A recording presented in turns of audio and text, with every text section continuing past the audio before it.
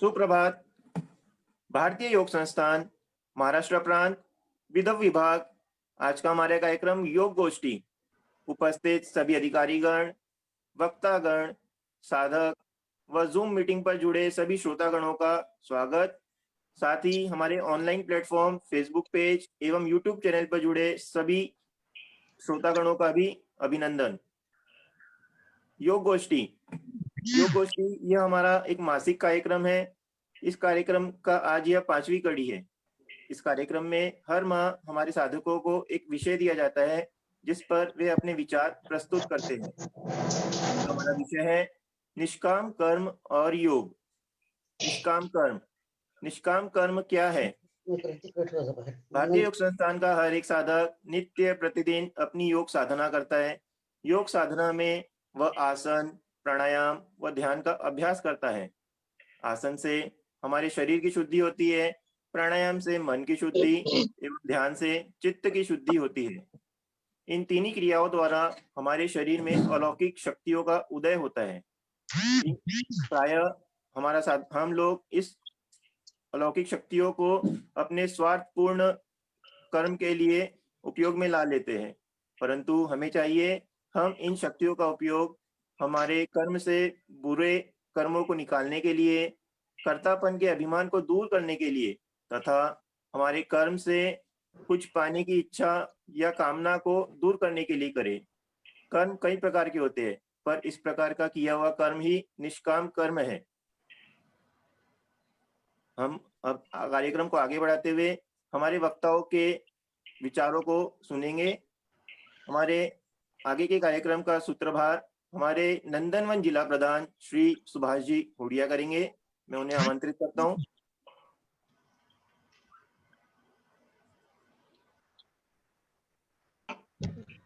धन्यवाद आशीष जी। आज के कार्यक्रम में आए सभी पदाधिकारीगण, वक्ता, श्रोता एवं प्यारे साथियों, सुप्रभात। कार्यक्रम की शुरुआत हम ओम ध्वनि और गायत्री मंत्र से करेंगे। पद्मासन या सुख आसन के किसी भी आसन में बैठें। गहरा लंबा श्वास लेने के पश्चात मुख गोलाकार, ध्वनि 2:1 के अनुपात में, स्वर मधुर, श्रद्धा युक्त, लयबद्ध, प्रारंभ से अंत तक समान। ध्वनि समाप्ति पर शेष श्वास भी बाहर निकालें। उसके उपरांत श्वास भरकर दूसरी आवृत्ति एक साथ प्रारंभ करें। ध्वनि पर ध्यान, सामूहिक रूप से एक साथ प्रारंभ करें।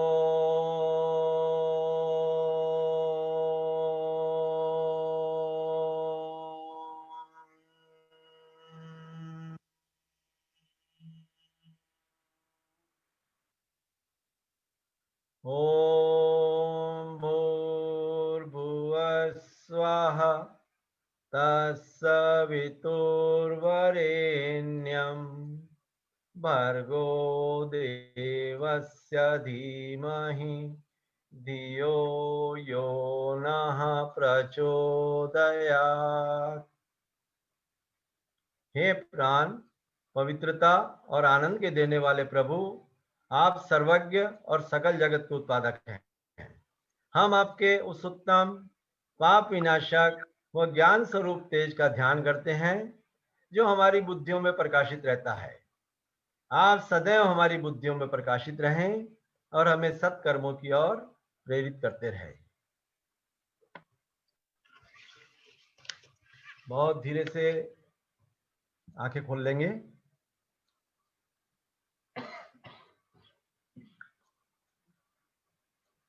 आज का जो हमारा विषय है निष्काम कर्म और योग। भगवान श्री कृष्ण ने श्रीमद् भगवद गीता के 6वें अध्याय के पहले श्लोक में योग के बारे में वर्णन किया है। अनाश्रितः कर्म फलम कार्यम कर्म करोति यः स सन्यासी च योगी च न निरग्निर चाक्रियः। इसका अर्थ है कर्म फल की इच्छा के बिना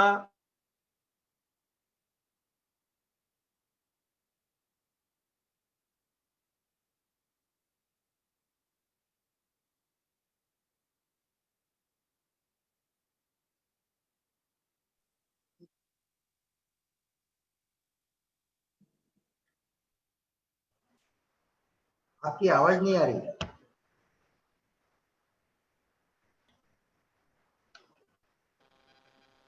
भैया जी आपकी आवाज नहीं आ रही, फ्रीज हो गए। शायद वो डिस्कनेक्ट हो गए।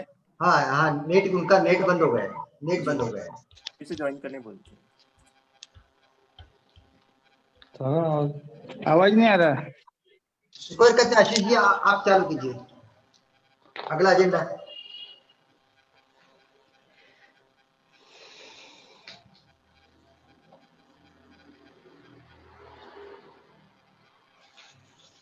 आशीष जी आप अगला एजेंडा चालू कर दीजिए। हम हमारे कार्यक्रम को आगे बढ़ाते हुए आज के हमारे कार्यक्रम के विषय में पहले 2 शब्द के लिए मैं सबसे पहले हमारे विभागीय प्रधान श्री डॉक्टर राजन पटेल जी को आमंत्रित करता हूँ। नमस्ते। निष्काम कर्म और योग, ये आवाज घूम रहा है, जरा सा सबके माइक बंद कर दीजिए। निपुण जबर आवाज यहाँ एको आ रहा है, सबके माइक ऑफ कर दीजिए। सभी लोग अपने माइक ऑफ रखेंगे। हाँ हेलो, नहीं अभी भी आवाज ठीक है। कहते हैं निष्काम कर्म और योग, इस पर आज हम चर्चा कर रहे हैं। नागपुर से 4 और बाकी अमरावती, अकोला, यवतमाल और कोल्हापुर से एक साथक ज्वाइन हो रहे हैं। ये सभी का स्वागत करता हूं। निष्काम कर्म यानी क्या? मैंने कर्म किया, ये हम बोल सकते हैं, मगर मैंने निष्काम कर्म किया ऐसे कभी नहीं बोल सकते। निष्काम कर्म ये ऐसा रहता है कि जो ना बोलते हुए करते। कर्म वैसे तो 2 टाइप के रहते हैं, मन से और दिल से, हृदय से। मन से जो भी करते हैं, तो मन से जो कर्म करते हैं वो 2 प्रकार के रहते हैं, एक पॉजिटिव कर्म और एक निगेटिव कर्म। हम जो पॉजिटिव थिंकिंग करते हैं तो मन में अच्छे विचार आते हैं, मगर जब भी हम यही कर्म निगेटिव विचार से करते हैं तो निगेटिव कर्म रहता है। मगर जब भी हम हृदय से करते हैं, हम हृदय से काम करते हैं या कर्म करते हैं, उसको निष्काम कर्म बोलते हैं। और ये निष्काम कर्म कौन सिखाता है? हमें योग सिखाता है। योग की पहली 2 जो कड़ियां हैं वो बहुत महत्वपूर्ण है, और उसमें अपरिग्रह और ईश्वर प्रणिधान, ये बहुत 2 महत्वपूर्ण है। क्योंकि जब भी मैं अपरिग्रह करता हूँ, मुझे कोई इच्छा ही नहीं होती लेने की या ये करने की या संग्रह करने की, तो मेरे मन में कुछ पाप ही नहीं रहता। वैसे ही कुछ भी आपको कोई अच्छा बोले, कोई बुरा बोले, ये सभी जो कुछ है ईश्वर को प्राणिदान कर दीजिए, ईश्वर को अर्पण कर दीजिए। ये सभी जब अर्पण करेंगे तो मन में आपके जो भाव आएंगे, वो जो कर्म किया है उसको निष्काम कर्म बोलते हैं। हम सब से अभी सुनेंगे कि ये सब सुनने के लिए आतुर है कि सभी जो वक्ता हैं, ये वक्ता कैसे इस पर आप विषय को आगे बढ़ाते हैं, वो हम सब देखेंगे। आशीष को देता हूँ। सुभाष जी हमारे साथ जुड़ गए। हाँ हाँ जी, आड़ा कीजिए मोबाइल। हाँ सर, आवाज आ रही ना? जी सर बोलिए। हाँ, आज का जो हमारा विषय था निष्काम कर्म और योग, जिसके बारे में भगवान ने गीता के अंदर में 6वें अध्याय के अंदर में पहले श्लोक में योग के बारे में वर्णन किया है कि कर्म फल की इच्छा के बिना कर्म करने वाला सन्यासी और योगी है। म्हटलं की मी दिलं त्यांना. तुमचं चालू होतं ना. हम्म. आणि तिथून निष्काम कर्म तिथून चित्त सुरू शुद्धि करा. का महत्वपूर्ण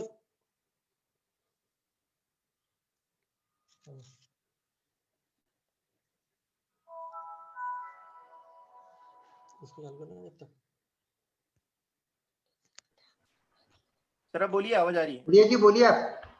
हाँ हाँ, निष्काम कर्म चित्त शुद्धि का महत्वपूर्ण साधन है। निष्काम कर्म में कर्तापन का भाव तो है ही नहीं, साथ ही इस कर्म के बदले में उसे कुछ चाहिए भी नहीं। कर्म करने वाला जब अपना फायदा देखता है तो उसे कर्म का स्वरूप ही बदल जाता है। सबका भला हो, सबको लाभ पहुंचे, यह सर्वात्मा की सेवा ही हो जाती है। निष्काम कर्म निश्चय ही सुंदर जगत का निर्माण बाहर करता है और अपने अंदर की सृष्टि को जिससे अंतकरण कहते हैं निर्मल बना देता है। ऐसे निष्काम कर्म के बारे में हमारे आज के वक्ता यहाँ हमसे कुछ बातें करेंगे। डॉक्टर राजन सर का हो गया ना आशीष? जी सर, पहले वक्ता को आमंत्रित। हाँ, हमारे जो आज के वक्ता हैं नागपुर के भारती जी खुराना नंदनवन जिला के नंदनवन क्षेत्र के क्षेत्र मंत्री हैं।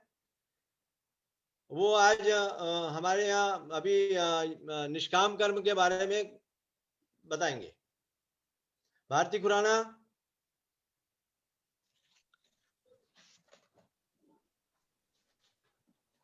सुप्रभात।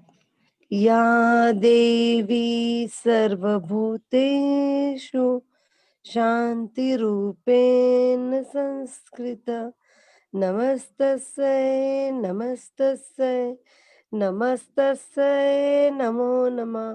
सर्वप्रथम विद्या की देवी माँ सरस्वती व भारतीय योग संस्थान के संस्थापक श्रद्धेय श्री प्रकाश लाल जी को नमन करती हूँ।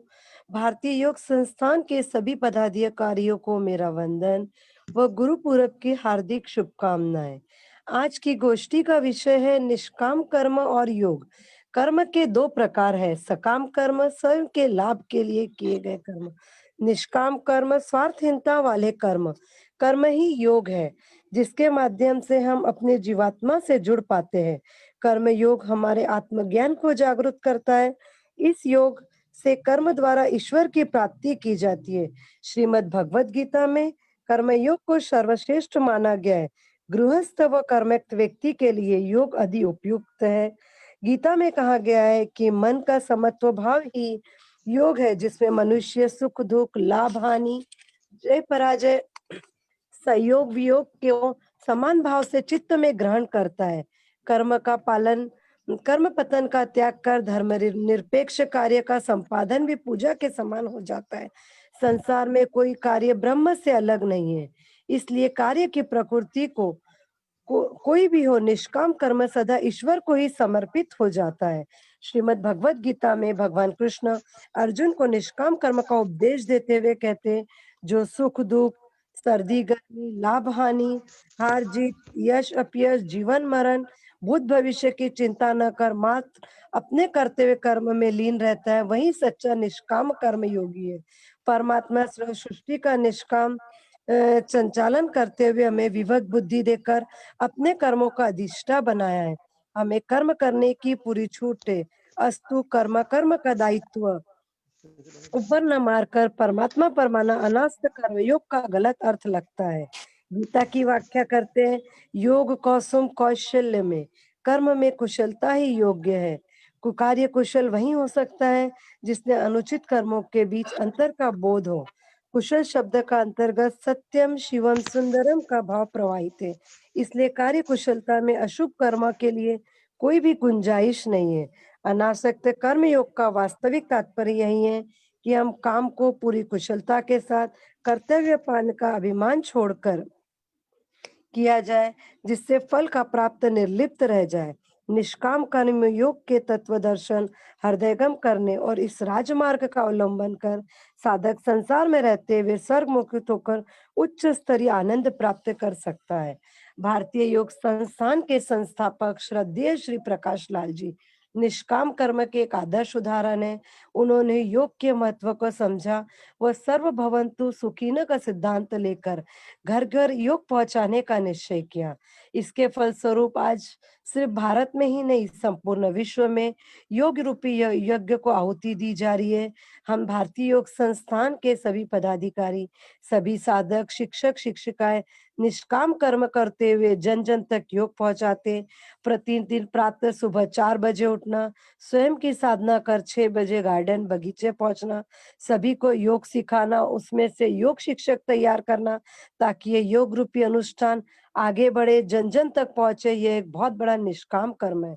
मैंने खुद भारतीय योग संस्थान नागपुर के पदाधिकारियों को यह निष्काम कर्म करते हुए देखा है। उसमें आई कठिनाइयों को पार कर कर आगे बढ़ते देखा है। जब भी कोई नए केंद्र खुलता है, उन्हें अनेक परेशानियां आती है। साधक को प्रतिदिन साधना के लिए प्रेरित करना, शिक्षकों को तैयार करना, सबसे संपर्क करना, बारिश, ठंडी, गर्मी, प्रतिदिन 365 दिन साधना करवाना अपने आप में एक बहुत बड़ा चैलेंज है। लेकिन ये निष्काम कर्म सभी करते हैं। योग करने से अपने तन और मन दोनों स्वस्थ रहते हैं। योग करने से आपका मन पवित्र होता है और उस पर आपका नियंत्रण रहता है। इसके अलावा नेगेटिविटी दूर होती है, शरीर में पॉजिटिव एनर्जी का संचार होता है। योग आपके निष्काम कर्म की भावना को जगाता है, जिससे आप ज्यादा सामाजिक और बौद्धिक बनते हैं।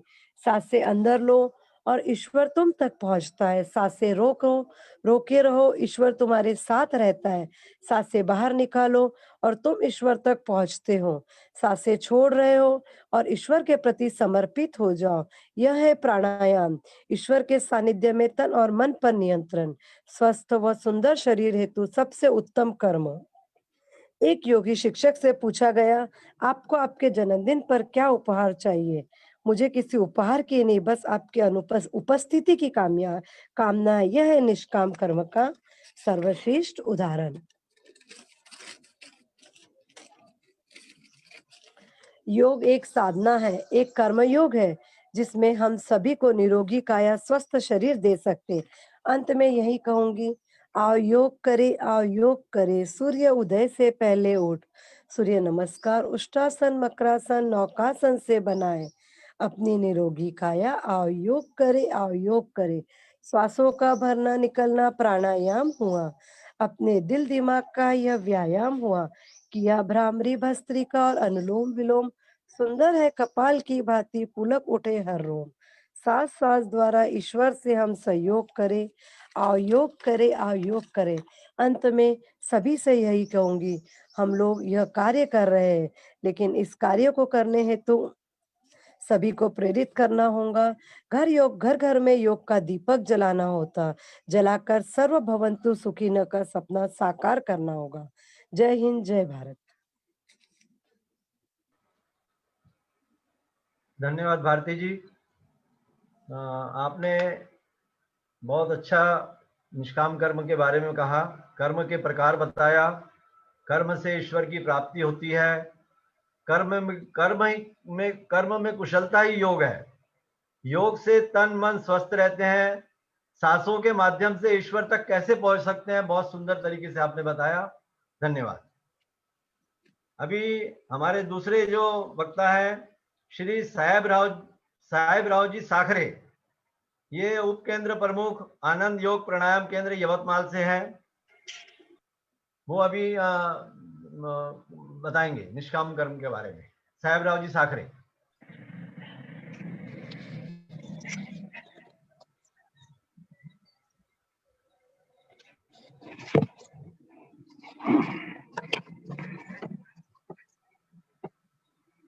मैं आप भारतीय योग संस्थान के सभी पदाधिकारी, योग प्रेमी, साधक, सदस्यगण, सभी योग प्रेमी, मैं आप सभी भाई बहनों को वंदन करता हूँ। मैं इस संस्था में नया साधक जुड़ा हूँ, परंतु इस संस्था में काम करते हुए मुझे काफी आनंद हो रहा है। आज हम देखते हैं कि भारतीय योग संस्था का जो कार्य है, यह सराहनीय कार्य है। कोरोना काल में भी आज ये हमारे निःशुल्क जो योग वर्ग चालू है, योग गोष्ठी है, मार्गदर्शन है, यह सभी निष्काम कर्म योग ही है। निष्काम कर्म योग जो है हमें यह संपूर्ण सृष्टि जो आज चल रही है, सुखी हो रही है, आनंदी हो रही है, ये निष्काम कर्म योग के कारण ही हो रही है। निष्काम कर्म जो है हमें, यह हमें सुख शांति देता है। जो पूरा नेचर है, सृष्टि है, सूरज है, चांद है, यह सभी अपना अविरत काम करते रहते हैं। हम देखते हैं कि जो सूर्य है, चंद्र है, तारे है, यह अविरत समय पर अपना कार्य करते हैं, निष्काम कार्य करते हैं। इनका आपस में इतना सुंदर तालमेल है, इतना भाईचारा है, ये अपना इतना सुंदर धर्म निभाते हैं। और यह धर्म निभाते हुए ये सूरज, चंद्र, तारे चिरकाल संपूर्ण सृष्टि को आनंद देते हैं। मानव कल्याण हेतु पतंजल ऋषि ने भी इसमें जो कार्य किया है, उन्होंने अपने योग सूत्रों में यह निष्काम कर्म योग की अनुभूति हमें दी है।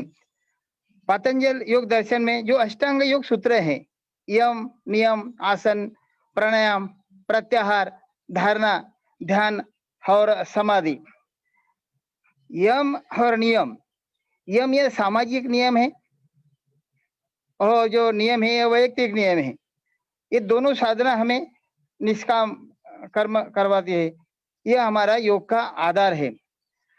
मानव कल्याण नीति हमें इसकी अनुभूति मिल जाती है। जब हम यम का अभ्यास करते हैं तो हमें अहिंसा, किसकी हिंसा हमने नहीं करनी चाहिए। और हमारा साधना का जो आधार है वो सत्य का आधार होना चाहिए। कायिक, वाचिक और भाषिक दृष्टि से हमने कार्यरत होना चाहिए। काफी संग्रह भी हमने नहीं करना चाहिए। हम जब संग्रह करते हैं तो वह संग्रह वेस्टेज हो जाता है। हमने अच्छे बातों का संग्रह करना चाहिए, सुंदर सुंदर बातों का संग्रह करना चाहिए। और जो बुरे बातों का संग्रह है वो संग्रह हमें नहीं करना चाहिए। और इस प्रकार यदि हम विचार रखते हैं, ये सभी विचार हमारे निष्काम कर्म में आते हैं। ईश्वर प्रणिधान जो है, शोच, संतोष, तप, स्वाध्याय और ईश्वर परिधान। ईश्वर परिधान यानी हमने जो योग साधना है यह ईश्वर को अर्पण करना है। हमारे हाथों से होने वाला सभी प्रकार के कार्य साधना हमने ईश्वर को अर्पण करना है। उससे हमारी चित्त शुद्धि होगी, संयम होगा और हमें हमारे जो भौतिक कर्म है ये सब ईश्वर को हमने अर्पण करना है। अशुभ कामों से शुभ कामों से हम मुक्त हो सकते हैं। उसके लिए हमें भजन है, पूजन है, साधना है, यह काम करने होते हैं।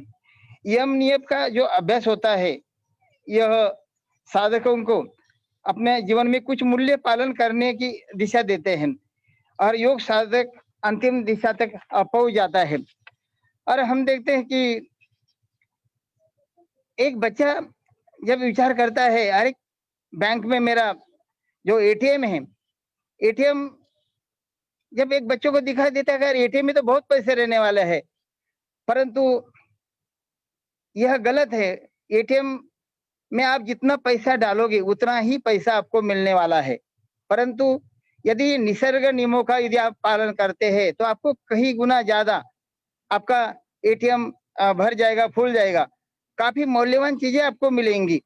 आपने क्या डिपॉजिट किया है, आप योग साधना के माध्यम से, व्यायाम के माध्यम से जो डिपॉजिट करेंगे उतनी आरोग्य प्राप्ति आपको मिलेंगी। आपने यदि समाज में विश्वास डिपॉजिट किया तो आपको पूरा समर्पण भाव से लोग आपके साथ जुड़ जाएंगे और हमारा ये निष्काम कर्म सुंदर हो जाएगा। हम यदि कर्म डिपॉजिट करते हैं तो हम अच्छे यशस्वी हो सकते हैं। और स्वयं के बारे में अथवा दूसरों के बारे में हम जो डिपॉजिट करेंगे, जो जमा करेंगे, उसी प्रकार निसर्ग नियमों के अनुसार हमें अद्भुत कुछ प्राप्त होने वाला है। भगवान के बैंक में भी हम थोड़ी थोड़ी साधना, थोड़ी थोड़ी भक्ति डिपॉजिट करते हैं तो ये भगवान भी सब कुछ हमको देगा और ये हमारा एटीएम जो है सब कुछ हमारा एटीएम में जमा हो जाएगा। एक बार हमने हमारा अहंकार भी भगवान के पास जमा कर दिया तो भगवान समय समय पर हमें अनमोल प्राप्ति कर देगा। अपनी सोच व्यापक भव्य दिव्य हमने रखनी चाहिए। निष्काम सेवा यह ईश्वरीय कार्य है और सूर्य चंद्र तारे निसर्ग ये सब नैसर्गिक जो निष्काम काम करते हैं, हमारे माता पिता गुरु सभी समाज सेवी निष्काम कर्म योगी, उन सभी को मैं वंदन करता हूँ। और आखिरी में भारतीय योग संस्थान का जो निष्काम कार्य आज चालू है, यह ईश्वर यह कार्य बहुत आगे बढ़ाए। हमारे मन में भी ईश्वर इस कार्य के बारे में, हमारा भी ये एटीएम अच्छी तरह से भर जाएगा और हम भारतीय योग संस्थान का जो कार्य है अविरत चालू रखेंगे। समाज के लिए इस काम का बहुत लाभ होगा। मैं भारतीय योग संस्थान का बहुत बहुत आभारी हूँ। मैं आपको वंदन करता हूँ। हरिओम नमस्ते। धन्यवाद साखरे जी, बहुत अच्छे तरीके से आपने हमें समझाया कि निष्काम कर्म हमें सुख शांति देता है। पतंजलि ऋषि ने भी निष्काम कर्म के बारे में बताया है। ईश्वर परिधान के बारे में भी आपने बहुत सुंदर तरीके से समझाया। थैंक यू बहुत सर। अच्छी बात लगी हमें एटीएम के बारे में। हम जो उसमें जमा करेंगे वो हमें मिलेगा। हम यदि निष्काम कर्म जमा करेंगे तो हमारे को भगवान हमारे खाते के अंदर में वही कर्म जोड़ेंगे। बहुत बहुत धन्यवाद आपका। आज Thank की you, sir. हमारी तीसरी जो वक्ता है श्रीमती इंद्रायणी कोरडे, पश्चिम जिला से है। ये शंकर नगर गार्डन की शिक्षिका है। श्रीमती इंद्रायणी कोरडे को आमंत्रित करता हूं। क्या मेरी आवाज ऑडिबल है? मैं ऑडिबल हूँ? हेलो, जी बोलिए, आ रही है। हाँ, मैं आवाज आ रही है सर मेरी? जी क्लियर है, आप बोलिए। हाँ। समस्त अधिकारी गण, उपस्थित साधक तथा अन्य जूम मीटिंग से जुड़े हुए अन्य प्रेक्षकों को सुप्रभात और सादर प्रणाम। आज की योग गोष्ठी का विषय है निष्काम कर्म और योग। ये विषय अत्यंत गहन और व्यापक तथा महत्वपूर्ण भी है। आज मैं आप लोगों के सामने जो दो चार बातें कहने जा रही हूँ, वे एक सामान्य साधिका के नजरिए से इस विषय को समझने की एक छोटी सी कोशिश है। सर्वप्रथम मैंने ये समझने का प्रयास किया कि निष्काम कर्म क्या है। कर्म करना तो हर मनुष्य की स्वाभाविक प्रवृत्ति है। हर मनुष्य प्राणी आजीवन किसी न किसी रूप में कर्म से जुड़ा रहता है, किंतु कई बार कर्म किसी कामना स्वार्थ भाव के साथ, फल की अपेक्षा के साथ किया जाता है और ये स्वाभाविक भी है। मैंने कोई छोटा बड़ा काम किया तो बदले में मुझे भी कुछ मिलेगा, ये अपेक्षा मन में रखकर हम कर्म करते हैं। इस तरह किया गया कर्म सकाम कहलाता है, ना कि निष्काम। कर्म फल यानी कर्म की परिणाम की अपेक्षा ना करते हुए जो कर्म निस्वार्थ भाव से आसक्ति विरहित होकर किया जाता है, जिसके साथ कर्तव्य का अहंकार, कर्तापन का अभिमान ना हो, वो निष्काम कर्म कहलाता है। मतलब हम कर्म के साथ हमारी भावनाओं को ना जोड़े, कर्म के परिणाम यानी फल की चिंता ना करें, क्योंकि कर्म का फल तो हमें अपने निश्चित समय पर मिलता ही है। पर यह प्रक्रिया ईश्वर से संचालित है, ना कि हमारे हाथ में। कितनी बार अच्छे कर्म करते हुए भी उनके परिणाम अनुकूल नहीं निकलते। इससे मनुष्य दुखी और निराश हो जाता है। इसलिए आसक्ति विरहित कर्म करना ही श्रेयस्कर है। निष्काम कर्म चित्त शुद्धि का दूसरा साधन है। पहला साधन तो ध्यान है। सृष्टि का संचालक होते हुए भी ईश्वर ने मनुष्य को विवेक बुद्धि देकर उसे कर्मों का अधिष्ठाता बनाया है। मतलब अपने सभी भले बुरे कर्मों के लिए मनुष्य खुद ही पूर्णतः उत्तरदायी है, ना कि परमात्मा। सत्कर्मों की प्रेरणा तो हमें ईश्वर से मिलती ही रहती है, किंतु मन द्वारा उनकी उपेक्षा अवहेलना होने से वे व्यवहार में नहीं उतर पाते। भगवत गीता में भगवान श्री कृष्ण ने अर्जुन को निष्काम कर्मयोग का उपदेश देते हुए कहा है, जो सुख दुख, सर्दी गर्मी, लाभ हानि, जय पराजय, यश अपयश, जीवन मरण, भूत भविष्य की चिंता ना करके अपने कर्तव्य कर्म में निरत रहता है, वही सच्चा कर्मयोगी है।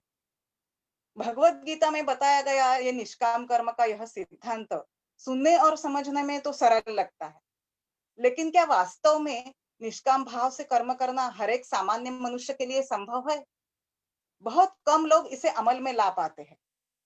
इसे व्यवहार में उतारना इतना मुश्किल क्यों है? क्योंकि रोजमर्रा की जिंदगी में हमारी भावनाएं, अपेक्षाएं, लालसा, मोह, ईर्ष्या, इन्हें हम कर्म से अलग नहीं कर पाते। ये इतना आसान काम नहीं है। उदाहरण के तौर पर जब कोई गृहिणी बहुत मेहनत से मन लगाकर अच्छा और स्वादिष्ट खाना बनाती है, तो वो अपेक्षा रखती है कि घर के लोग उसकी तारीफ करेंगे, और अगर ऐसा नहीं होता तो वो दुखी और अपेक्षा भंग से निराश होती है। अगर वो इस भावना को, यानी कर्मफल की चिंता को, व अपेक्षा को कर्म से अलग कर पाती है, तो खाना बनाने की प्रक्रिया का मनपूर्वक आनंद ले। कोई खिलाड़ी प्रतिस्पर्धी को हराने की ईर्ष्या से खेलता है, और अगर वो खुद हारता है तो प्रतिस्पर्धी की जीत वो सहन नहीं कर पाता, और इस वजह से खेलने का आनंद भी वो पूरी तरह से नहीं ले पाता, क्योंकि उसकी खुशी जीवन जीतने में, यानी कर्मफल में है। गृहिणी की खुशी तारीफ पाने में है। अपेक्षित फल ना मिलने पर दोनों दुखी हो जाते हैं। तो अगर हम कर्म करने में ही आनंद ले, ना कि उसके फल में, तो सही मायने में हम सुखी और संतुष्ट हो पाएंगे। लेकिन हम ऐसा नहीं कर पाते, क्योंकि कर्म में ये निष्काम भाव लाने के लिए जो दृढ़ मानसिक स्थिति होनी चाहिए, जो मानसिक स्थिरता होनी चाहिए, वो हमारी नहीं रहती। मन की जो क्षमता चाहिए, वो हमारे अंदर अविकसित स्वरूप में रहती है। क्या योग ये क्षमता जागृत करने में सहायता कर सकता है? योग की इसमें क्या भूमिका है, ये देखते हैं। योग की व्याख्या अत्यंत व्यापक है। शब्दशः इसका अर्थ है जुड़ना, जिसका उगम संस्कृत के युज धातु से हुआ है। योग साधक को उसके शरीर, मन और चित्त से जोड़ता है। योग के 8 अंगों में से वर्तमान में प्रचलित 3 अंग है, आसन, प्राणायाम और ध्यान। जब हम आसन करते हैं तो वो सिर्फ एक शारीरिक क्रिया के तौर पर ना करते हुए मन के समन्वय के साथ करते हैं। चक्रों पर ध्यान करते हुए हम आसन करते हैं। श्वास और प्रश्वास के साथ आसन की स्थितियों में जाके हम उनमें रुकते हैं। इससे श्वसन क्रिया नियंत्रित होती है। आसन से शरीर के विविध अंग स्वस्थ तो रहते ही है, बल्कि मन पर भी नियंत्रण की क्रिया का आरंभ होता है। आसन से कई ज्यादा लाभ प्राणायाम का है। इसका महत्वपूर्ण लाभ ये है कि मन शांत, एकाग्र तथा बलवान बनता है। मन की आंतरिक शक्ति जाग उठती है और विकसित होने लगती है। ध्यान एक महान यौगिक अभ्यास है। ध्यान से बुद्धि, मन, चित्त की शुद्धि होती है। राग, द्वेष आदि दुष्प्रवृत्तियां नियंत्रित होने लगती है। अपने विचारों को हम दृष्टा भाव से, त्रयस्थ की नजर से देखना सीखने लगते हैं। जैसे ही हम ध्यान की सराव जैसे ही हमारा बढ़ता है, वैसे हमारी हर शारीरिक, मानसिक अवस्था और कर्मों को भी हम दृष्टा भाव से देखना हमें संभव होने लगता है। मन की चंचलता तो कम होती ही है।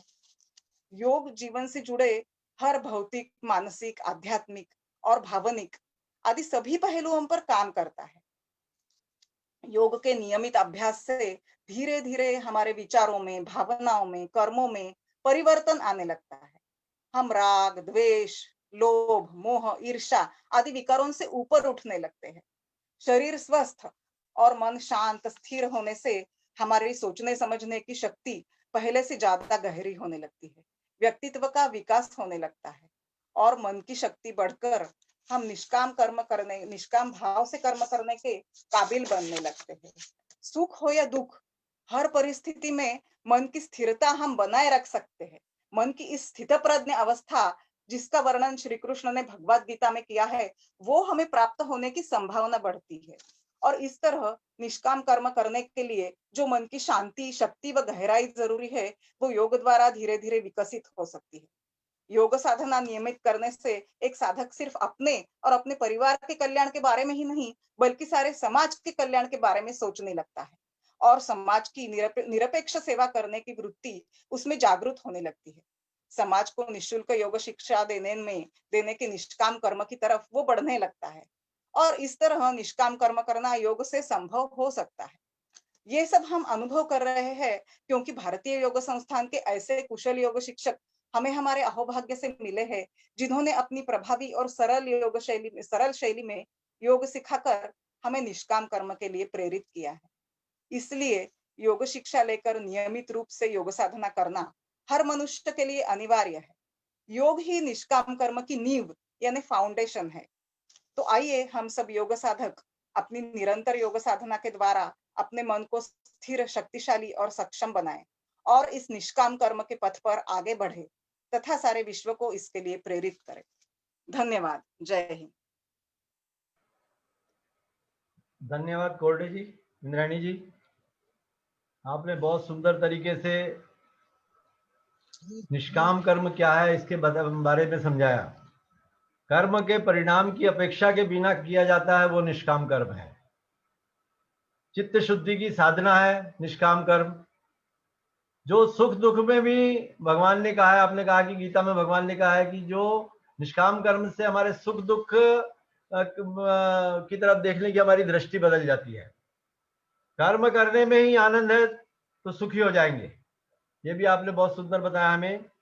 और योग की भूमिका के बारे में जब कहा आपने, तो योग करने से आदमी व्यक्ति चित्त से जुड़ जाता है? योग से दुष्प्रवृत्तियां निकलती हैं, ये भी हमें बहुत अच्छा बताया आपने। और अंत में आपने कहा कि निष्काम कर्म योग से ही संभव है। यदि हम योग साधना करते हैं, करवाते हैं, तो ये हम निष्काम कर्म ही करते हैं, ऐसा हमारे को भारतीय योग संस्थान ने भी बताया है और आपने भी बहुत सुंदर तरीके से बताया। धन्यवाद। अभी हमारी चौथी जो वक्ता है श्रीमती रंजना जैन, ये अकोला से है, केंद्र प्रमुख है संस्कार गार्डन केंद्र की। इनको आमंत्रित करता हूं। श्रीमती रंजना जैन। सुप्रभात। आवाज आ रही है? सुप्रभात। आ रही आवाज आ रही है आपकी? आप बोलिए। मैं रंजना जैन, केंद्र प्रमुख संस्कार गार्डन अकोला। गम ऐसा ऐसा है जो सबके पास है। गम ऐसा ऐसा है जो सबके पास है। जी ऐसा अनुभव है जिसकी सभी को तलाश है। आज मानव खुशी की तलाश में भटक रहा है। वो खुशी में निष्काम करते हैं। थोड़ा सा आवाज देखिए, आवाज थोड़ा सा आशीष बताइए उनको आवाज के बारे में। दीदी आप 2 माइक ऑन कर रखे हैं आपने, एक माइक बंद करके बोलिए आप। या ईयरफोन लगाए बोलना। एक माइक बंद कर दीजिए, स्पीकर बंद करके बोलिए तो आवाज क्लियर आएगा।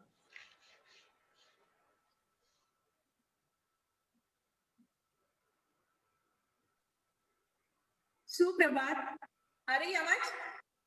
आवाज आपका इको हो रहा है, आप स्पीकर ऑफ कर दीजिए अपना, फिर बोलिए।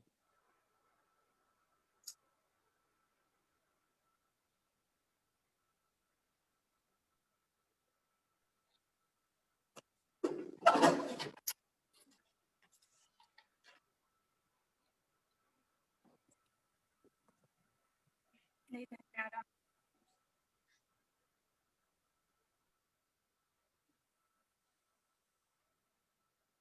माइक ऑन करिए, माइक। अब बोलिए। सुप्रभात। मैं रंजना जैन। अब क्लियर, अब ठीक है।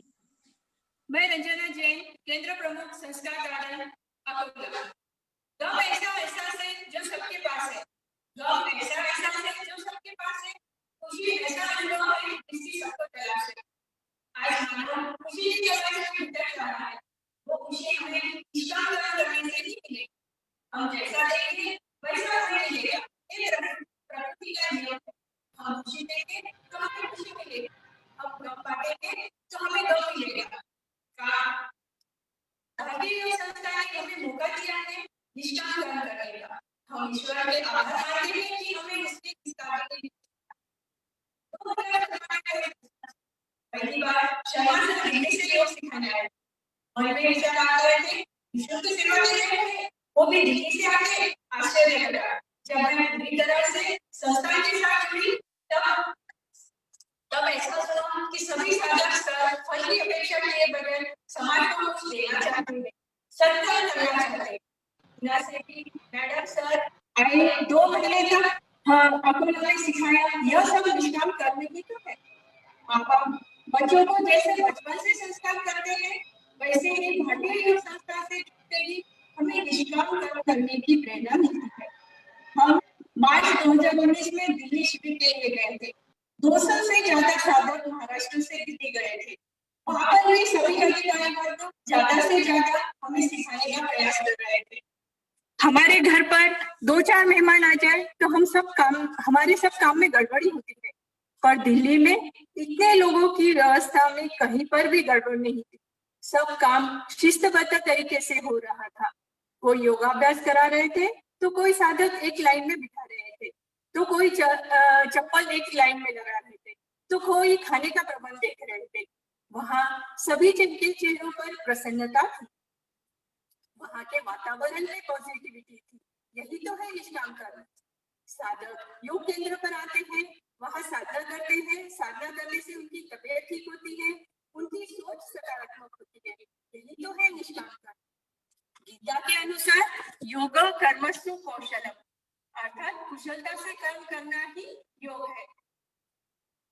योग साधक होने के नाते हमें आत्मचिंतन करना है कि मैं योग के उपयुक्त सूत्रों को आत्मसात कर पाया, उनको अपने आचरण में उतार पाया। हमें सुख दुख लाभ हानि सफलता असफलता आदि द्वंद्वों से सम रहते हुए निष्काम भाव से कर्म करना है। जब हम निष्काम भाव से कर्म करते हैं तो हमारी सोच सकारात्मक होती है, हमारी सोच स्नेह सद्भावना परोपकार सृजनात्मक भाव से परिपूर्ण होती है, जिससे व्यक्ति के चेहरे पर छाई तेजस्वी मुस्कान में साथ ही वैचारिक प्रदूषण भी समाप्त होता है। भगवान श्री कृष्ण ने संसार में प्रत्येक व्यक्ति को अपना कर्म करते हुए जीवन व्यतीत करने का आह्वान किया। वास्तव में निष्काम कर्म ही परमानंद की प्राप्ति में सहायक है। मनुष्य को अपने कर्तव्यों का बोध कराने और जीवन जीने की कला सिखाना ही गीता का लक्ष्य है। बिना किसी लोक लाभ के लोक कल्याण के लिए कार्य करते रहना ही निष्काम कर्म है। आज की अत्यंत अस्त व्यस्त जीवन शैली से उत्पन्न मानसिक तनाव और शांति भय दुर्भावनाओं का निराकरण करने के लिए हमें निष्काम कर्म करते रहना चाहिए। निष्काम कर्म करने से हमारी सोच में परिवर्तन आता है, देने से खुशी मिलती है। एक उदाहरण दूंगी। अकबर एक दिन तानसेन से कहते हैं, तुम्हारा संगीत सुनता हूँ तो मन में ख्याल उठता है कि तुम जैसा बजाने वाला शायद ही पृथ्वी पर कोई हो और आगे भी नहीं होगा। तुम शिखर हो, लेकिन कल रात मेरे मन में सवाल आया, हो सकता है तुमने भी किसी से सीखा हो, क्या तुम्हारा कोई गुरु है? तो तानसेन कहते हैं, मैं तो कुछ भी नहीं हूँ, मेरे गुरु के चरणों की धूल भी नहीं हूँ, लेकिन आपने मुझे ही सुना है इसलिए मैं आपको शिखर लगता हूँ। तब अकबर कहते हैं, मैं तुम्हारे गुरु से अभी इसी वक्त मिलना चाहता हूँ, अभी उन्हें ले आओ, मैं उन्हें सुनना चाहूंगा। पर तानसेन कहते हैं, यह कठिन है, उन्हें लाया नहीं जा सकता। तो अकबर कहते हैं, तो उपाय क्या किया जाए? तानसेन कहते हैं, आपको ही चलना पड़ेगा। अकबर तुरंत चलने को तैयार हुए और तानसेन जी कहते हैं, अभी चलने से कोई सहारा नहीं, क्योंकि कहने से वो बजाएंगे नहीं, और जब वो बजाते हैं तभी उन्हें कोई सुन सकता है।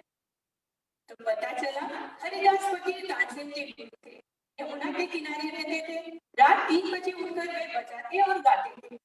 अकबर और तानसेन रात को 3 बजे ठंड में उनका संगीत सुनते थे। पूरे समय अकबर की आंखों से आंसू बहते रहे, वो एक शब्द भी बोल नहीं पाए। महल में आने पर अकबर तानसेन से कहते हैं, क्या बात है, तुम अपने गुरु जैसा क्यों नहीं बजा सकते? तो तानसेन कहते हैं, बात बहुत साफ है, मैं कुछ पाने के लिए जाता हूँ और मेरे गुरु कुछ पा लिए हैं इसलिए बजाते।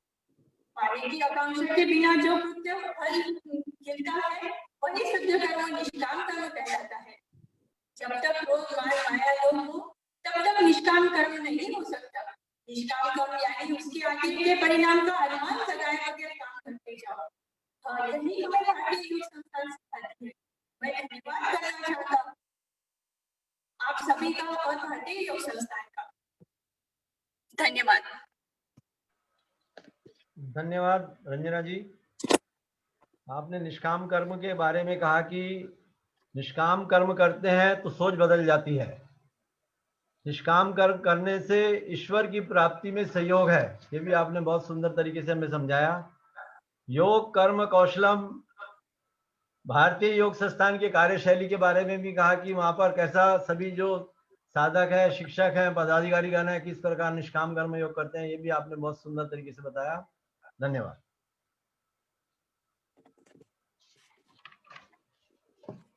हमारी पांचवी वक्ता है सुप्रिया जी भोसले। ये कोल्हापुर से हैं, तारा रानी केंद्र के केंद्र प्रमुख हैं। सुप्रिया जी भोसले।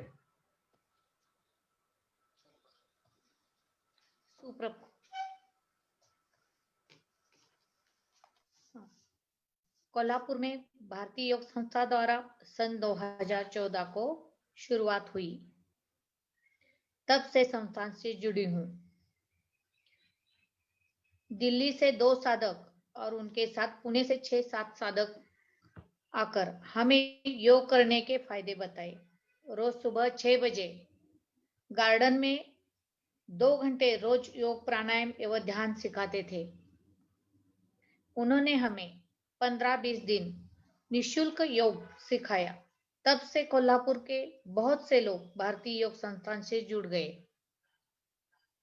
इससे पहले हमें योग की कुछ भी जानकारी नहीं थी। भारतीय योग संस्थान का ये ऋण हमारे ऊपर हमेशा रहेगा। निष्काम कर्म करने की प्रेरणा हमें भारतीय योग संस्थान से मिली है। हमारे ब्रह्मांड में 5 तत्व है: पृथ्वी, जल, अग्नि, वायु, आकाश। इन 5 तत्वों से सृष्टि बनी है। सूरज प्रकाश देता है, पेड़ ऑक्सीजन देते हैं, लेकिन बदले में कुछ नहीं लेते। भगवान ने हवा बनाई, उसकी कोई कीमत नहीं। पानी, ऊर्जा और रोशनी, उसकी भी कोई कीमत नहीं। ब्रह्मांड में जो कोई भी है वो पैसे से नहीं मोला जा सकता।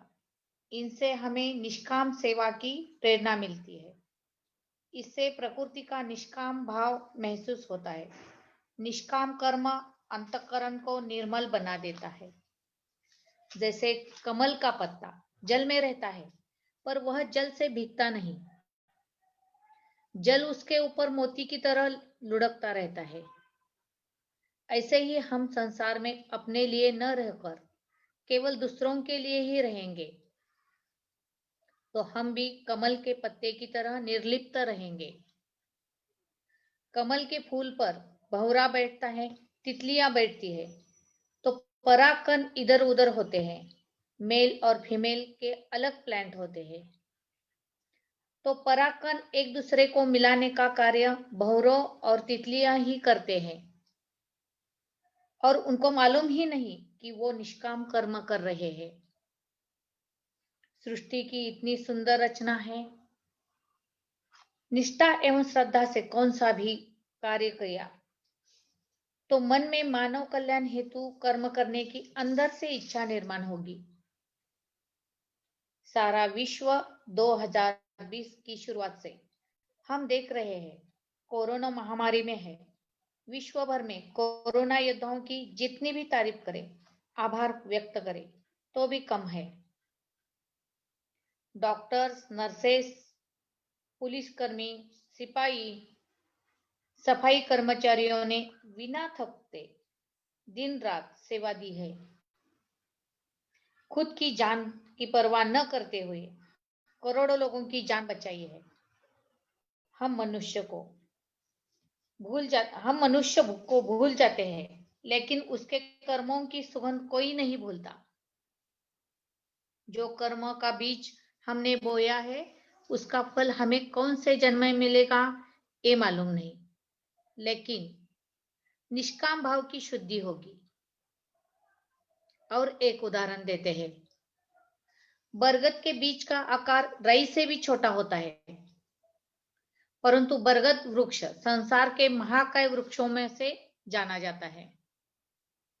जब उसका जन्म होता है तब उसमें जटाएं और शाखाएं नहीं होती, परंतु जैसे जैसे उसका विस्तार होता है तो अधिक शाखाओं का भार उठाता है, अधिक पत्तियों का सृजन करता है। वैसे वैसे उसकी शाखाएं जटाएं बनकर जमीन तक पहुंचती है और वृक्ष को सहारा देती है। इससे हमें बोध मिलता है कि बिना लोभ, लालच, शुभ कार्य करने से, अन्य लोगों की सहायता करने से धीरे धीरे जिनकी सहायता की है वो अपने सहायक बनते जाएंगे। आप आपकी जड़ को बलशाली बनाएंगे, आयुमान और आकार बढ़ाएंगे। बरगद का बीज अपना पूरा अस्तित्व खो देता है और प्रकृति में घुल मिल जाकर एक बड़ा वृक्ष बन जाता है। हर पेड़ निष्काम कर्म करते हैं, पत्ते कार्बन डाई लेते हैं और हमें ऑक्सीजन देते हैं। पेड़ पर जीव जंतु पलते हैं, पशु पक्षी बैठते हैं, घोंसले बनाते हैं और जो फल खाते हैं उसका बीज इधर उधर पृथ्वी पर गिरता है। तो बीज से नए छोटे बड़े वृक्ष बनते हैं। उनके अंदर कोई भाव नहीं है, यही प्रकृति सिखाती है। पृथ्वी हमें जो कोई भी देती है उसका कोई मोल नहीं लेती। वैसे निष्काम कर्म करने से हमारे भाव में परिवर्तन होगा, भाव बदल जाएगा, अंतःकरण शुद्ध होगा। अंतःकरण शुद्ध होने से कर्म शुद्ध हो जाते हैं, पवित्र हो जाते हैं। कर्म पवित्र हो जाने से समाज की भलाई होती है। समाज की भलाई होने से हम अपने आप ईश्वर से जुड़ जाते हैं। हमारे छोटे छोटे कर्म भी निष्काम कर्म द्वारा योग से जुड़ जाते हैं। इससे मानव जाति का कल्याण होगा। लोग हमें भूलेंगे लेकिन कर्म हमेशा याद रहेगा।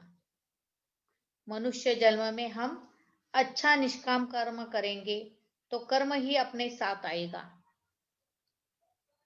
कर्म की सुगंध हमेशा फैलती ही रहती है। हमें भारतीय योग संस्थान की यही सीख है। रोज योग करे, स्वस्थ रहे, सुरक्षित रहे। धन्यवाद। धन्यवाद सुप्रिया जी। धन्यवाद। आपने निष्काम कर्म से अंतःकरण को निर्मल बना देता है। निष्काम कर्म अंतःकरण को निर्मल बना देता है। बहुत सुंदर बात बताया आपने। और निर्लिप्तता से कैसे रह सकते हैं।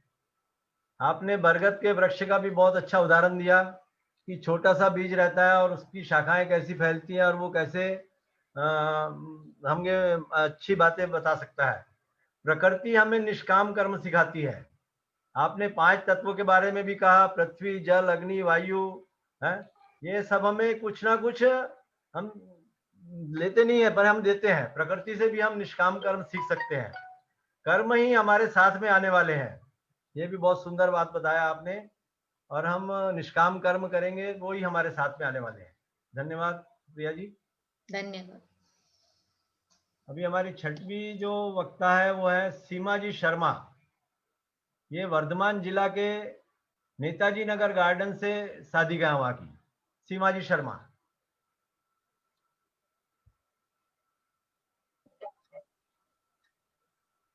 आचार्य देवो भव, अतिथि देवो भव। इन दोनों पदों को सुशोभित करने वाले आज के इस गोष्ठी में सम्मिलित सभी महानुभावों को मेरा सादर नमन। जैसा कि आज की वार्ता का विषय है निष्काम कर्म और योग, इसमें कोई संदेह नहीं कि ये दोनों एक दूसरे के संपूरक हैं। जैसे ही हम योग से जुड़ते हैं स्वतः ही हमारा अंतःकरण निर्मल होता जाता है। हम ईश्वर की ओर जुड़ने लगते हैं और हमारे चित्त के विकार एवं शारीरिक विकार दोनों ही दूर होने लगते हैं। मन में जड़ चेतन के प्रति सेवा भावना एवं प्रेम जागृत होने लगता है। हम बिना कर्म फल की आशा से निष्काम सेवा में लग जाते हैं। वैसे तो मनुष्य ईश्वर की सर्वश्रेष्ठ संरचना है, जिसके अंतःकरण में संपूर्ण ज्ञान, संवेदना, सामर्थ्य, पुरुषार्थ एवं आनंद का जागरण केवल योग के माध्यम से ही संभव है। अपितु मनुष्य अपने गुणों से अपने कर्मों को प्रभावित करता है। चाहे तो वह अनाचार, मिथ्या, चोरी, असत्य, हिंसा को अपनाकर मानव से दानव बन सकता है और चाहे तो वह सत्य, प्रेम, अहिंसा और निष्काम सेवा का मार्ग अपनाकर मानव से महामानव और महामानव से देवत्व को प्राप्त कर सकता है। कहने का तात्पर्य यह है कि मनुष्य सतोगुण, रजोगुण और तमोगुण इन तीनों गुणों से प्रभावित होता है और अपने कर्म को प्रबल करता है। सत्व गुण, रजोगुण और तमोगुण को दबाकर प्रबल होता है, जिससे हमारे भीतर ज्ञान का प्रकाश उत्पन्न होता है। मन निर्मल होकर निष्काम सेवा में लग जाता है। रजोगुण की प्रबलता से लोभ, कामना और अशांति की वृद्धि होती है, जबकि तमोगुण की प्रबलता से अविवेक, प्रमाद, मोह एवं अशांति की वृद्धि होती है। योग से जुड़ने वाला व्यक्ति सदैव सत्व गुण की ही प्रबलता से भरा हुआ होता है। जो मनुष्य तीनों गुणों को जीत लेता है, वह जन्म, मृत्यु, बुढ़ापा, रोग एवं कर्म बंधन से मुक्त हो जाता है। कर्म बंधन से छूटने के दो ही उपाय हैं। योग से जुड़ा एक तो निष्काम भाव से कर्म करना और दूसरा योग को अपनाकर तत्व ज्ञान का अनुभव करना। योग से जुड़ा हर व्यक्ति वसुधैव कुटुंबकम एवं सर्वे भवन्तु सुखिनः के आदर्श को अपनाकर जीता है। आमतौर पर लोग योग को एक आसन, व्यायाम व फिटनेस का तरीका मानते हैं, परंतु सच्चाई तो यह है कि योग स्वास्थ्य समृद्धि, विश्व शांति और सात्विक समृद्धि का एकमात्र साधन है। योग निस्वार्थ सेवा एवं निष्काम कर्म का सिद्धांत है। निष्काम कर्म एवं निस्वार्थ सेवा के द्वारा दया एवं परोपकार की भावना उत्पन्न होती है। निष्काम भाव से किया गया कर्म चित्त के सारे दोषों को दूर कर देता है। जो प्रत्येक जीव, प्रत्येक वस्तु, पेड़ पौधों के प्रति संवेदनशील बनाता है। इस संवेदनशीलता से हम निष्काम भाव से योग साधना को प्रबल कर सकते हैं। स्वयं को उन्नत करके लोक सेवा एवं लोक कल्याण कर सकते हैं। हमारे योग संस्थान से जुड़ा प्रत्येक व्यक्ति के चित्त में हर पल यही भावना रहती है कि वो किस तरह किसी के काम आ सके, वह किस तरह से किसी का भला कर सके और कितने लोगों को योग मार्ग में जोड़कर उनका शारीरिक मानसिक विकास कर सके। सच पूछो तो हमारे योग संस्थान से जुड़ा हर व्यक्ति एक पारसमणि के भांति है, जिसके संपर्क में आने वाला हर व्यक्ति सोने में परिवर्तित हो जाता है। जिसके संपर्क में आने वाला हर व्यक्ति सोने में परिवर्तित हो जाता है। मैं अत्यंत सौभाग्यशाली हूँ कि मुझे आप सभी निष्काम भाव से निस्वार्थ सेवा में रत महानुभावों का सानिध्य प्राप्त हुआ। हमारे भारतीय योग संस्थान के प्रशिक्षक अनवरत भाव से निःशुल्क योग की शिक्षा प्रदान कर रहे हैं।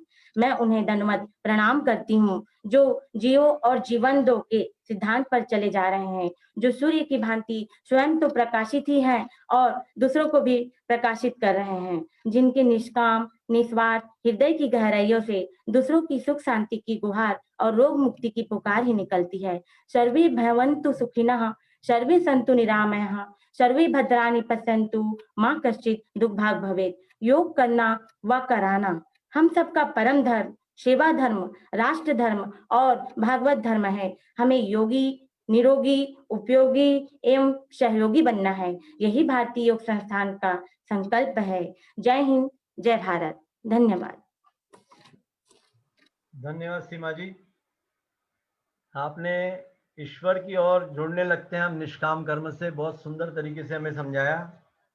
चित्त के विकार भी दूर होने लगते हैं और साथ में योग विश्व शांति का साधन है। बहुत सुंदर बात कही आपने कि योग विश्व शांति का साधन है। योग से दया परोपकार की भावना भी निर्माण होती है। योग को पारसमणि की उपमा देकर आपने बहुत सुंदर बात हमें बताई आज कि पारसमणि जैसा लोहे को भी सोना बना देता है, वैसा योग से व्यक्ति के अंदर में कितने बदलाव आते हैं। ये बहुत सुंदर तरीके से बात बताई आपने, धन्यवाद। हमारी 7वीं साधिका है, जो मतलब वक्ता है ललिता जी पुनियानी।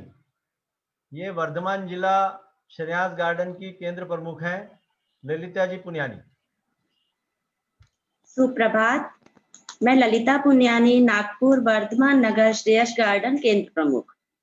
हमारा आज का विषय निष्काम कर्म एवं योग।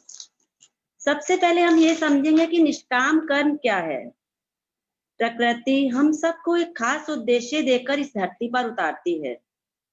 हमें कैसा कर्म करना चाहिए, ये हमें सोचना पड़ेगा, ध्यान करना पड़ेगा।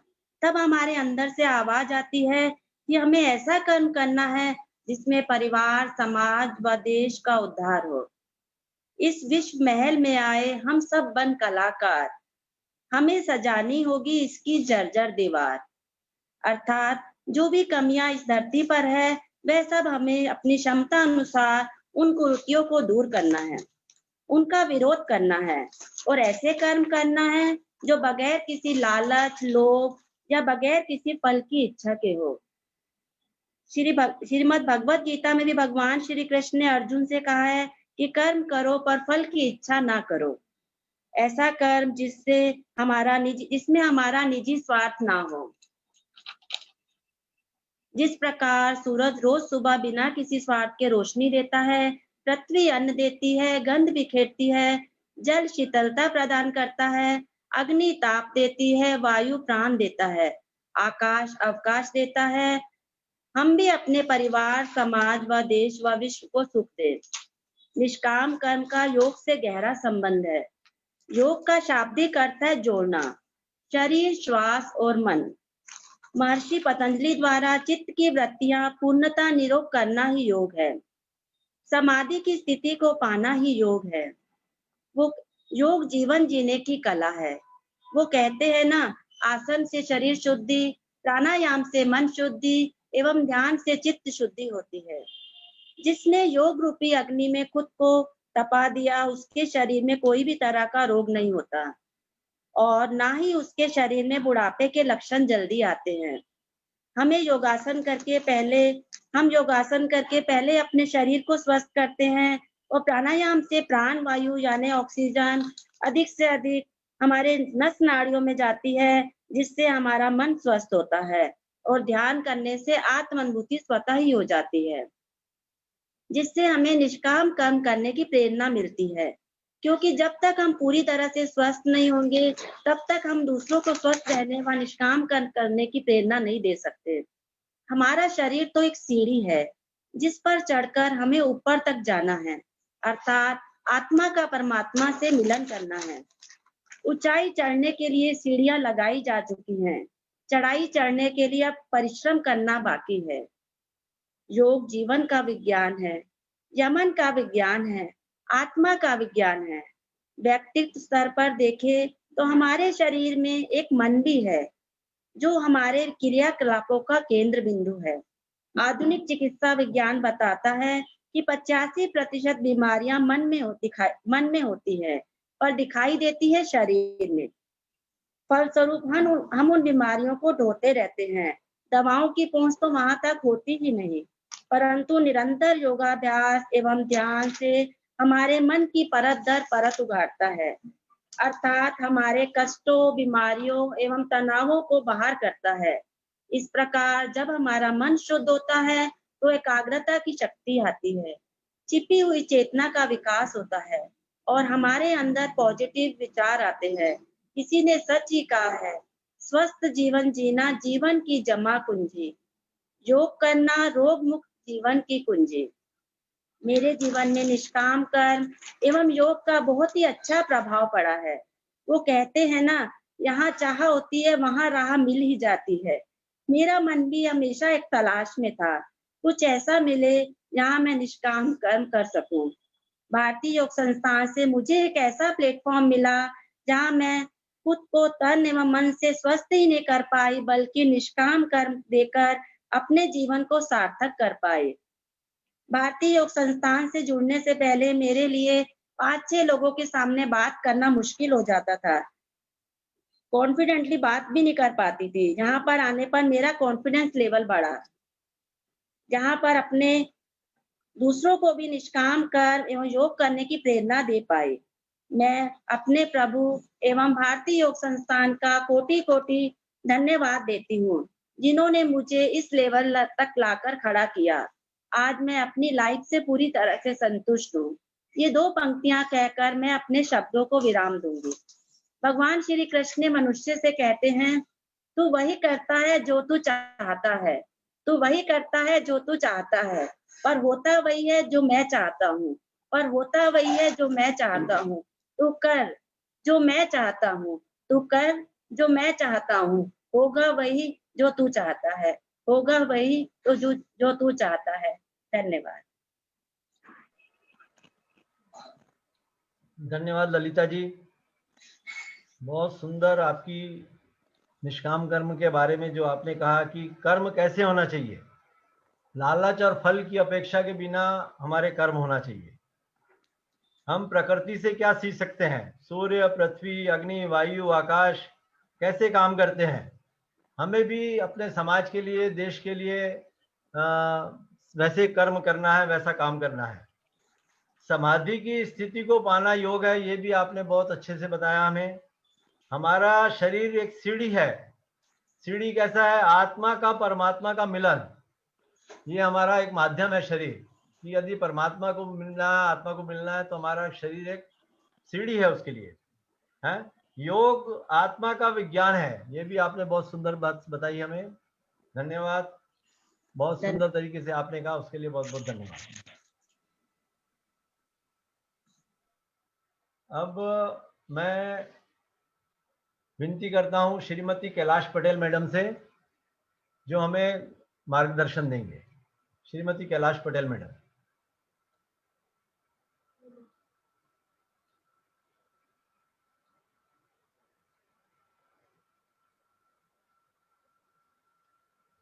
आशीष, मैम माइक ऑन कर लीजिए अपना। मेरा माइक ऑन है ना? नहीं, मैम का। हाँ,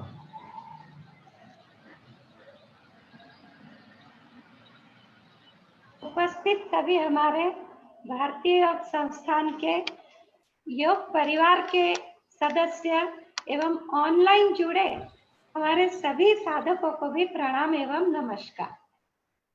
सभी साधक, शहर के साधकों ने निष्काम कर्म के बारे में बहुत अच्छी जानकारी दी, सभी को भी बहुत बहुत धन्यवाद। हर रोज सुबह हम देखते हैं कि हम केंद्र पर जाते हैं। केंद्र पर जाने पर सबसे पहले तो सूर्य का दर्शन तो करते ही है, और उस वक्त हमारी साधना गायत्री मंत्र से शुरू होती है। गायत्री मंत्र में हम प्रभु का आह्वान करते हैं। प्रभु का आह्वान करते हैं, तब आपने देखा होगा कि गायत्री मंत्र का जो न्यूक्लियस है, जैसे कि हर सेल में, हमारी मांसपेशियों की हर सेल में एक केंद्र होता है, उसे न्यूक्लियस कहा जाता है। तो गायत्री मंत्र का जो न्यूक्लियस है वो है धियो यो न। ये 3 शब्द बहुत महत्वपूर्ण है। धियो यो न, तो इसका अर्थ है कि मैं नहीं, आप। हमारा जीवन जितना कम होगा, हमारा मैं जितना कम होगा, उतना हमारा अहम भी कम होगा, और हमारा अहम जितना कम होगा, उतनी हमारी व्यापकता बढ़ती है। तो सुबह सुबह ही हम प्रभु से ये विनंती करते हैं, हमारा विस्तार भी बढ़ता ही जाता है। फिर मित्रों, हमारे कर्म हमारे तक सीमित न रहते हुए लोगों के लाभों के लिए बन, हमारे परिवार तक भी सीमित नहीं, हमारे पड़ोसियों तक भी हमारे कर्म सीमित नहीं रहते, हमारे शहर पुरते भी सीमित नहीं रहते। हमारे कर्म तो समग्र विश्व तक व्यापक बनते हो जाते। जो हमारी भारतीय योग संस्थान चाहती है कि हमें जो भी कर्म करते हैं वो खुद के लिए सीमित न रखते हैं, निस्वार्थ भाव के सबके लिए करना है। या हमारे कर्मों के लिए हमें स्वार्थी और संकुचित नहीं बनना होता है। दूसरों की पीड़ा हमारी पीड़ा बननी चाहिए। दूसरों की सुख शांति हमारे लिए हमारे कर्म होने चाहिए। परमात्मा ही हमें आनंद आना चाहिए। जागृत परमात्मा ही हमारी सोच में, कर्म में और धर्म में आना चाहिए। ऐसा भाव व्यापक होना चाहिए। तो ये सब हमें कहाँ से सीख देती है? संस्थान के द्वारा। सुबह सुबह गायत्री मंत्र ही हमें धियो यो न ये शब्द समझा देती है। ये निष्काम कर्म द्वारा हमारे भावों में भी परिवर्तन आ जाता है। और भावों में परिवर्तन आज सभी ने बहुत अच्छी तरह बताया है। किसी ने बीज का पूरा अस्तित्व मिट गया, किसी ने सूर्य का उदाहरण दिया। तो भावों में परिवर्तन आने की वजह से ही जब हम ईश्वर को समर्पित होके कार्य करते हैं, तभी हमारा उस प्रभु से योग होता है। योग यानी जुड़ना है, ईश्वर से जुड़ना। कर्मों के द्वारा हम ईश्वर से जुड़ जाते हैं। फिर काफी लोगों ने प्रकृति के भी उदाहरण दिए। प्रकृति की एक कहानी बता रही हूँ मैं आपको। 3 गुणों का भी हमें आज बताया गया कि जैसा बोएंगे वैसा फल मिलने वाला है। तो एक पिता पुत्र थे। पुत्र ने उसको पिता को कहा, मुझे भगवान का नाम लेने की बिल्कुल इच्छा नहीं होती। आप मुझे बोलते हो पर मुझे दिल से भगवान का नाम लेना अच्छा नहीं लगता, क्योंकि भगवान बहुत पार्शालिटी करते हैं, बहुत भेदभाव करते हैं। किसी को बहुत संपत्ति देते, किसी को एकदम गरीब बनाते हैं, किसी को बहुत खाना दे, बहुत अनाज होता है उसके घर में, और किसी के घर में लोग भूखे सोते हैं। ऐसे भेदभाव करने वाला का मैं कभी स्मरण नहीं करूंगा। फिर क्या होता है, उसके पिता उस वक्त उसको कुछ नहीं बोलते हैं, उसका जवाब भी नहीं देता। बेटा सोचता है क्यों पिता कुछ जवाब नहीं दे रहा। 3-4 दिनों के बाद पिता बेटे को बोलते हैं, चलो हम एक हमारे घर के सामने बगीचा बनाएंगे। बगीचा बनाने के लिए बेटे को भी प्रेरित किया। 3 खड्डे किए गए, तीनों खड्डे की साइज सेम थी। तीनों खड्डे में मट्टी भी एक सरीखी डाली गई थी। अब पिता ने 3 पेड़ लाए, एक में बाबुल का पेड़ बोया, एक में नीम का पेड़ बोया और एक में आम का पेड़ बोया। बराबर 3 पेड़ बोए गए। अभी जैसे प्रकृति ने हमें 3 गुण दिए हैं, पेड़ों में भी ये गुण होते हैं। तो थोड़े दिन के बाद हर रोज उस पेड़ को पानी दिया जाता, सिंचन किया जाता था, खाद दिया, सब सरीखा था तीनों पेड़ के लिए। पर जो बाबुल का पेड़ था, कुछ सालों के बाद कांटे आए उस पर, और कांटे नीचे सूखने के बाद तो नीचे गिर जाते हैं, किसी को गिराने नहीं पड़ते, तो नीचे गिरने पर आने जाने वाले के पैर को चुभते थे। दूसरा पेड़ नीम का था, उसको निम्बोनी आई, वो कड़वी थी। कड़वी निम्बोनी का खाने का किसका दिल नहीं होता था। तीसरा पेड़ था आम का पेड़। आम का पेड़, सबके पेड़ के अलग अलग गुण थे। आम के पेड़ पर मीठे फल आए और मीठे फल सबको तृप्ति देता था। अब पिता ने पुत्र को पूछा, बेटा कुछ समझ आया? तो उसे कुछ बोलना ही नहीं पड़ा। पिता ने कहा, हम जैसा बोएंगे वैसे फल हमको मिलने वाले हैं। तो बेटे को समझ आया कि हम जो करेंगे वही फल हमको मिलने, हम अच्छा बोएंगे तो अच्छे फल मिलने वाले हैं। तो समाज में हम निष्काम भाव से कर्म करेंगे तो उसके फल अच्छे आने ही वाले हैं। आज हमारे यवतमाल के साधक ने भी और अच्छा उदाहरण दिया, एटीएम का बहुत अच्छा उदाहरण दिया। अब अभी थोड़े दिन 15 दिन हो गए, दिवाली गई। दिवाली के हर पर्व का महत्व बहुत अच्छा था। हम स्नान करके सुगंधित साबुनों से अपने शरीर का मैल निकालते हैं, और अपने भावों के मैल को कैसा दूर करना है वो हम कभी चिंतन ही नहीं करते हैं। उसका चिंतन करना हमें जरूरी होता है। फिर हम दिवाली के दिन सभी व्यापारी वर्ग नए नए बही खाते लाते हैं, पुराने खाते निकाल देते हैं और नए खाते नए लाते, उसकी पूजा होती है। तो हमने किस इसके बारे में सोचा है कि हमारा कर्म का अकाउंट कैसा होना चाहिए। हमारे कर्म के अकाउंट के बारे में तो हम सोचते नहीं, हम हमेशा हमारे बही खाते की पूजा करते हैं, नए बही खाते बताते। पर नए साल के दिन या आप 31 दिसंबर को साल खत्म होने के वक्त भी चिंतन करना चाहिए कि हमारे कर्मों का अकाउंट कैसा होना चाहिए। कर्मों के अकाउंट के बारे में हमने कभी सोचा है? निष्काम भाव से कर्म करना है, कभी राग, द्वेष, ईर्ष्या, अहंकार ऐसे गुणों को पालना नहीं है। ये गुण जो पाले जाएंगे तो हमारे भावों में परिवर्तन नहीं आएगा, और भावों में परिवर्तन नहीं आएगा तो ईश्वर से योग नहीं होता है। तो हम सभी को इसकी हमारी खुद की आत्मिक प्रगति करने के लिए हमारे कार्मिक अकाउंट के बारे में भी सोचना है। कर्म का अकाउंट जब अच्छा होगा तो जैसे हमें यवतमाल के साधक ने बोला कि एटीएम में जैसे पैसा जमा करते हैं तभी अकाउंट में पैसे बढ़ने, तो हमें आज सबने तय करना है कि हमारा कर्म का अकाउंट का बैलेंस हम कैसा बढ़ाएंगे। तो कार्मिक अकाउंट के बारे में भी सोचना है और हमारी आत्म शुद्धि करके हमारे भाव में परिवर्तन करके संस्थान का काम करना है। आज हमारे साथ सभी अधिकारी वर्ग भी है, साधक वर्ग भी है, पुणे से भी अजय भावे जी और सुधाकर शेट्टी जी भी है। तो ये सभी हम सब इनका भी स्वागत करते हैं विदर्भ में। और हमारे कार्मिक अकाउंट के बारे में हम सब ने सोचना है। अब सब हम एक संकल्प करेंगे। आज जुड़े सभी आंखें बंद कर दीजिए। हम ईश्वर को प्रार्थना करेंगे, हे प्रभु, मेरे हाथ से जो भी कर्म होंगे तेरे कर्म होंगे। हे प्रभु, मेरे पैरों से चलना जो होगा वो तेरे दिव्य कर्मों के लिए होगा। हे प्रभु, मेरे कानों से मैं जो भी वाणी सुनूंगी तेरी दिव्य वाणी सुनूंगी। हे प्रभु, मेरे आंखों से जिनको भी मैं देखूंगी वो तेरे दिव्य स्वरूप को सुनूंगी। तो ऐसी हमारी सोच रखना, तो हमारे कर्म भी निष्काम हो गए। कर्म 3 प्रकार के हैं, नित्य कर्म, नैमित्तिक कर्म और निष्काम कर्म। प्रभु ने हमें निमित्त कर्म, योग के कर्म के निमित्त से जन्म दिया है। तो हम सभी ये योग के कर्म के निमित्त मात्र है।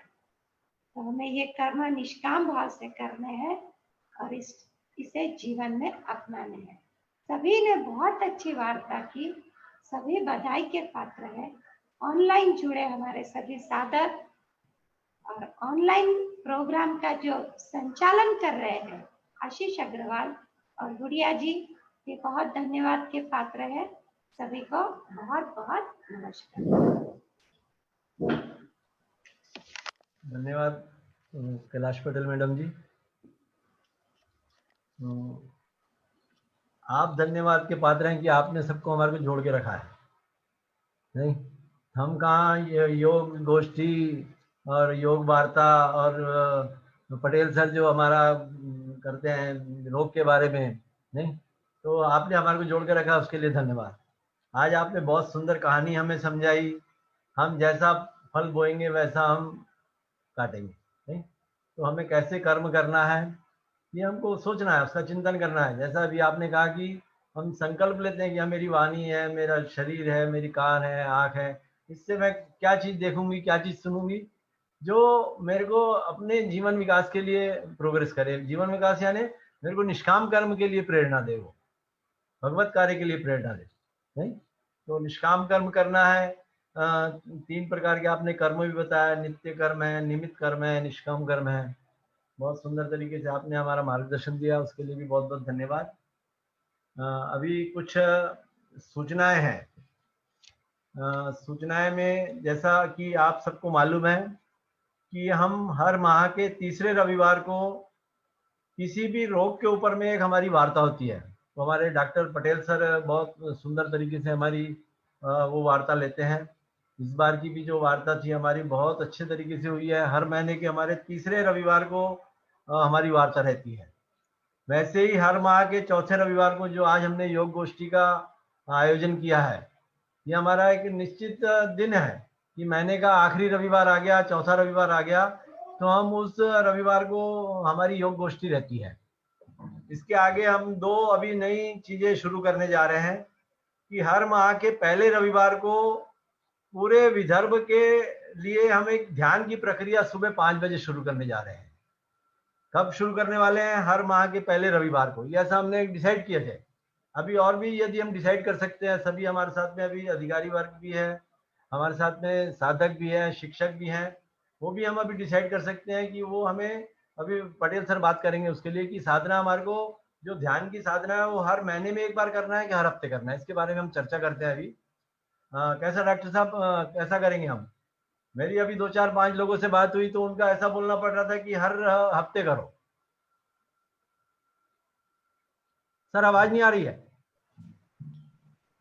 पहले महीने से शुरू करेंगे, कैसा रिस्पांस है, क्योंकि सुबह 5 बजे लोग उठते हैं या नहीं उठते, क्योंकि क्या होता है 5 से 6 बजे तक हमारी ध्यान साधना होगी। ध्यान साधना के बाद में हमारा ये करेंगे, हम आसन प्राणायाम सभी साधना करेंगे, शरीर की साधना करेंगे, क्योंकि ये सभी बराबर एक बार रूटीन आ जाए बाद में हम हफ्ते में ले सकते हैं, मगर पहले शुरुआत में पहले तो महीने से करेंगे।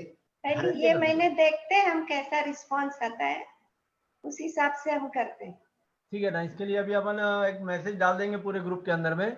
हाँ 5 बजे का हमारा समय है, तो देखते हैं 6 तारीख मेरे ख्याल से रविवार है। हाँ पहला रविवार 6 तारीख है। ठीक है ना। चलो दूसरी हम एक और शुरू करने वाले हैं हमारा, कि हम नागपुर शहर के लेवल के ऊपर में, जैसा अभी योग गोष्ठी हमारी विदर्भ लेवल के ऊपर में हुई है, अभी हम नागपुर लेवल के ऊपर में, नागपुर जिले के हमारे जो 3 जिले हैं नागपुर इसके, वो तीनों जिले के हमारे जो अलग अलग केंद्र हैं, तो हम नागपुर जिले के ऊपर में एक योग गोष्ठी का आयोजन आने वाले रविवार यानी 6 तारीख से करने जा रहे हैं। तो उसके बारे में भी हमारा एक नया उपक्रम शुरू होगा, तो हम उसके बारे में भी ग्रुपों के अंदर में मैसेज डालेंगे। चलेगा। तो नागपुर योग गोष्ठी भी हम पहले रविवार से 6 तारीख से शुरू कर रहे हैं। और हो गए, सूचना तो करीब करीब हो ही गई है नहीं, तो अभी हम इसके लिए अभी हम कार्यक्रम का समापन करेंगे। समापन में हम एक ओम की दीर्घ ध्वनि लेकर फिर शांति पाठ लेंगे। तो अपने हम सीधे होकर बैठे, पद्मासन में बैठ सकते हैं तो पद्मासन में बैठे, या फिर सुखासन के किसी भी आसन में बैठे, गर्दन कमर रीढ़ सीधी रखें, नेत्र कोमलता से बंद, चेहरे पे प्रसन्नता के भाव, लीजिए गहरा श्वास और ओम की ध्वनि शुरू करें।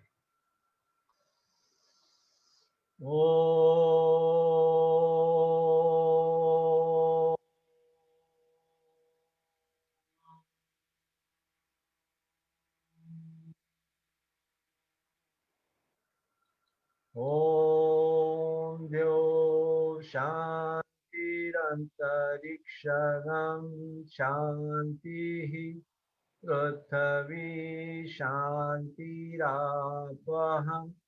शांतिरौषधयः शांतिः वनस्पतयः शांतिर्विश्वे देवाः शांतिर्ब्रह्म शांतिः सर्वगं शांतिः शांतिरेव शांतिः सामा शांतिरेधि। ओम शांति शांति शांति। कुछ देर शांत अवस्था में रहें।